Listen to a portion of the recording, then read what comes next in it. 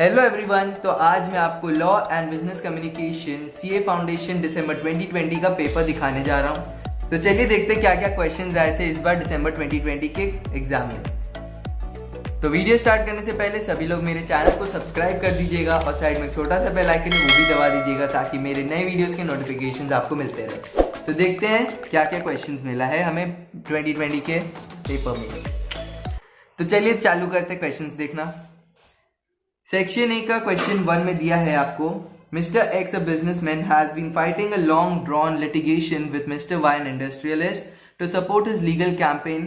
He enlists the services of Mr. C, a judicial officer, stating that the amount of rupees 10 lakhs would be paid to him if he does not take up the brief of Mr. Y. Mr. C agrees, but at the end of the litigation, Mr. X refuses to pay Mr. C. Decide whether Mr. C can recover the amount promised by Mr. X under the provisions of the Indian Contract Act 1872. So आपका first question आ गया Indian contract act से जो है 4 mark का। चलते हैं आगे।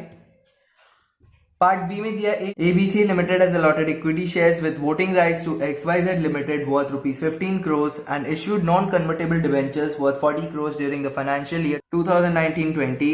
After that, total paid up equity share capital of the company is rupees 100 crores and non-convertible debentures stands at 120 crores. Define the meaning of associate company and comment on whether ABC Limited and XYZ Limited would be called associate company as per the provisions of the Companies Act 2013. तो ये 4 marks का आया है। इसमें आपको पहले define करना है एसोसिएट कंपनी क्या होता है और आपको फिर बताना है कि ABC limited and XYZ limited ये क्या एसोसिएट कंपनी है कि नहीं। पार्ट सी में देखते हैं, right any 4 exceptions to the doctrine of caveat emptor as per the sale of goods act 1930। So आपको यहाँ बोला है 4 एक्सेप्शंस बताने डॉक्ट्रिन ऑफ कैविएट एम्प्टर का, ये भी 4 मार्क्स का है। तो हमने क्वेश्चन 1 का सारे सबसेक्शंस देख लिया और क्वेश्चन 1 आपका कंपलसरी था। अब आगे देखते हैं कि आपको क्या और 5 क्वेश्चंस मिला है जिसमें आपको कोई 4 ऑप्ट करना था। सो क्वेश्चन 2 में दिया है सबसेक्शन ए में, define misrepresentation and fraud, explain the difference between fraud and misrepresentation as per the Indian contract act 1872। 7 marks का है। फिर दिया है state the circumstances under which the LLP may be wound up by the tribunal under the limited liability partnership act 2008। So ये 5 marks का है। So question 2 में 2 question ही दिया, 7 और 5 मार्क्स का। क्वेश्चन 3 देखते हैं। क्वेश्चन 3 के पार्ट ए में 2 सबसेक्शंस है, उसमें से आपको कोई एक ही ऑप्ट करना है, 2 मार्क का है वो। What do you mean by partnership at will as per the Indian partnership act 1932, या फिर comment on the right to expel partner must be exercised in good faith under the Indian partnership act 1932। तो दोनों में से कोई भी एक opt करना है।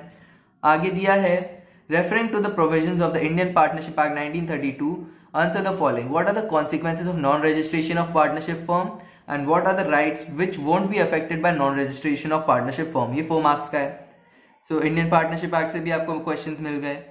सो ये 2-2 मार्क का समझ लीजिए होगा क्योंकि 2 सबसेक्शन दे दिया है, 4 मार्क्स का था इसलिए। पार्ट सी देखते हैं, in the light of provisions of the Indian contract act 1872 answer the following. अब सारे केस स्टडीज दिए आपको 6 मार्क्स के हैं, तो 3 में डिवाइड करेंगे तो 2-2 मार्क्स ईच आप समझ लीजिए। So पहला दिया है mister S and mister R made contract wherein mister S agreed to deliver paper cup manufacture machine to Mr. R and to receive payment on delivery. On the delivery date, Mr. R didn't pay the agreed price. Decide whether Mr. S is bound to fulfill his promise at the time of delivery. So ये आपका एक case study दे दिया। दूसरा है Mr. Y given loan to Mr. G of INR 30 lakh. Mr. G defaulted the loan on due date and debt become time paid. After the time paid debt, Mr. G agreed to settle the full amount to Mr. Y. Whether acceptance of time-paid debt contract is enforceable in law. So दूसरा question आपको पूछ लिया, case study ध्यान से पढ़िएगा उसी के बाद आप आंसर करिएगा वरना गलत भी दे सकते हैं आप आंसर। थर्ड है A and B entered into a contract to supply unique item, alternate of which is not available in the market. A refused to supply the agreed unique item to B. What directions could be given by the court for breach of such contract? So part 3 भी हमने पढ़ लिया और ये total 6 marks का है। आगे चलते हैं। क्वेश्चन 4 में दिया है पार्ट ए में, explain any 6 circumstances in detail in which non owner can convey better title to bona fide purchase of goods for value as per the sale of goods act 1930। So ये 6 marks का है। और अगला है PQRNS आप the partners in PQRS and company a partnership firm which deals in trading of washing machines of various brands. Due to the conflict of views between the partners, P&Q decided to leave the partnership firm and started competitive business on 31st July in the name of P&Q Company. Meanwhile, R&S have continued using the property in the name of PQRS and Company, in which P&Q also has a share. Based on the above facts, explain in detail the rights of outgoing partners as per the Indian Partnership Act 1932 and comment on the following: rights of P&Q to start a competitive business and rights of P&Q regarding their share in property of PQRS and Company. So आपको पहले तो आपको answer देना होगा details of rights of outgoing partners, उसके बाद आपको ये दो जो क्वेश्चन पूछा है उसको बताना है. सो ये भी 6 मार्क्स का है. आगे देखते हैं. सेक्शन 5 के पार्ट ए में दिया है Mrs R owns a 2-wheeler which she handed over to her friend Mrs. K on sale or return basis. Even after a week, Mrs. K neither returned the vehicle nor made the payment for it.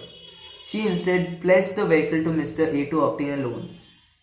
Mrs. R now wants to claim the 2-wheeler from Mr. A. Will she succeed? तो ये case study था आपका.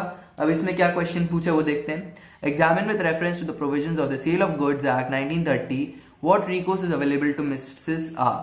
और second है, would your answer be different if it had been expressly provided that the vehicle would remain the property of Mrs. R until the price has been paid?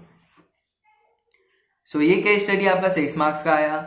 आगे दिया है what are the significant points of section 8 company which are not applicable.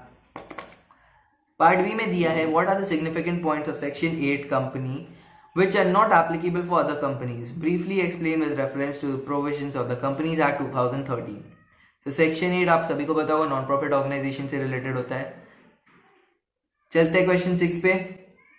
Question 6 के part A में दिया enumerate the differences between wagering agreements and contract of insurance with reference to provisions of the Indian Contract Act 1872. ये 5 marks का difference आ गया.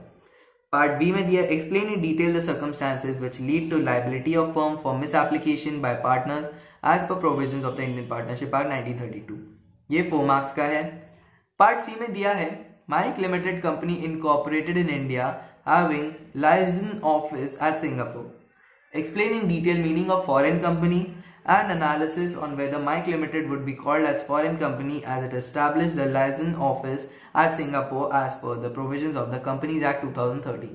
So इसमें 2 part है question के. पहले तो आपको फॉरेन कंपनी के बारे में बताना है क्या होता है, और फिर आपको कमेंट करना है कि माइक लिमिटेड का जो कंपनी है वो फॉरेन कंपनी बोल सकते हैं कि नहीं. ये क्वेश्चन 3 मार्क का है. सो लॉ का जो 60 मार्क्स का क्वेश्चन था वो मैंने आपको बता दिया. क्वेश्चन नंबर 1 कंपलसरी होता है, बाकी 5 में से आपको 4 ऑप्ट करना होता है. अब चलते हैं बिजनेस कम्युनिकेशन का पेपर भी देख लेते हैं. So business communication section B है.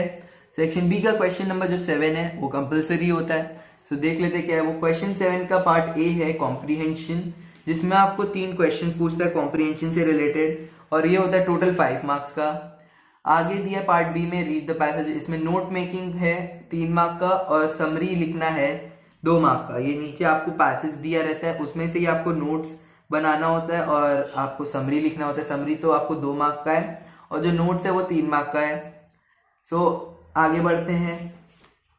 क्वेश्चन 8 में पार्ट ए दिया है body language speaks the truth while speaker may play with words to hide the truth. Comment. ये 2 मार्क का है कम्युनिकेशन. पार्ट बी है ग्रामर से रिलेटेड. इसके सब पार्ट 1, 2, 3 ये तीनों 1-1 मार्क के हैं और ग्रामर से रिलेटेड है, तो आपको पार्ट बी मिल गया 3 मार्क्स का ग्रामर का. क्वेश्चन 8 का पार्ट सी दिया है प्रेसी राइटिंग, ये 5 मार्क्स का है. तो आपको पहले पैसेज पढ़ना होगा, उसके बाद इस पैसेज का 1/3 आपको लिखना होगा प्रेसी, 5 मार्क्स का.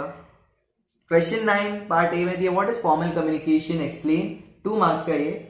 और encoding the matter is an important element of communication. Comment. ये भी 2 मार्क का है. इन दोनों में से कोई एक ऑप्ट करना है, कम्युनिकेशन के चैप्टर से है ये. पार्ट बी में दिया है ग्रामर. पार्ट 1 है choose the word which best expresses the meaning of the given word concise. फिर दिया है पार्ट 2 में choose the word which best expresses the meaning of the given word cryptic. फिर third है change the following sentence to indirect speech. तो ये तीनों 1-1 mark का है. पार्ट सी में दिया है draft newspaper report on project to interconnect rivers in India to be published in a national newspaper, 5 marks का. तो जो भी आपका राइटिंग स्किल्स है 5 मार्क्स का दिया अभी तक. क्वेश्चन 10 के पार्ट ए में दिया है explain how listening for understanding helps in communication. तो कम्युनिकेशन का जो भी चैप्टर से क्वेश्चन आ रहा है वो 2-2 मार्क का है. फिर पार्ट बी है ग्रामर का, पार्ट 1 में दिया change the sentence from active to passive, part 2 में है from passive to active, and part 3 में change the following sentence to indirect speech. ये तीनों एक एक मार्क के हैं। पार्ट सी में दिया write an article about 250 words on the topic the pros and cons of online education in India. ये 5 मार्क्स का है। तो हमें आर्टिकल राइटिंग मिल गया, अभी न्यूज़पेपर राइटिंग मिल गया, प्रेस ही मिल गया। तो ये 3 राइटिंग स्किल्स मिल गए अभी तक। देखते हैं लास्ट क्वेश्चन में क्या मिला है हमें। सो क्वेश्चन 11 पार्ट ए में दिया explain wheel and spoke network and communication. ये 2 मार्क का है और ये कम्युनिकेशन की चैप्टर से, तो जो भी आपको कम्युनिकेशन की चैप्टर से थ्योरी मिला है वो है 2 मार्क का। पार्ट बी है ग्रामर से, फिर से इसमें आपको 4 क्वेश्चन दे दिए ग्रामर से। पहला 2 है इडियम्स या फ्रेजेस से जो 1-1 मार्क का है। फिर है change the sentence into passive voice. फिर है choose the word which best expresses the meaning of the given word combat. तो चारों ग्रामर का जो क्वेश्चन है वो 1-1 मार्क का इसमें दे दिया। पार्ट सी है write a letter to an applicant informing him about the postponement of his interview date. ये 4 मार्क्स का दिया। सो हमने बिजनेस कम्युनिकेशन का भी क्वेश्चंस पढ़ लिया। क्वेश्चन 7 जो है उसका फर्स्ट क्वेश्चन, मतलब बिजनेस कम्युनिकेशन सेक्शन बी का फर्स्ट क्वेश्चन वो कंपलसरी होता है और बाकी 4 में से आपको 3 ऑप्ट करना होता है। तो अगर आपको वीडियो थोड़ी भी हेल्पफुल लगी हो तो इस वीडियो को लाइक कर दीजिएगा, चैनल को सब्सक्राइब कर दीजिएगा और साइड में एक छोटा सा बेल आइकन है वो भी दबा दीजिएगा ताकि मेरे नए वीडियोस के नोटिफिकेशंस आपको मिलते रहे।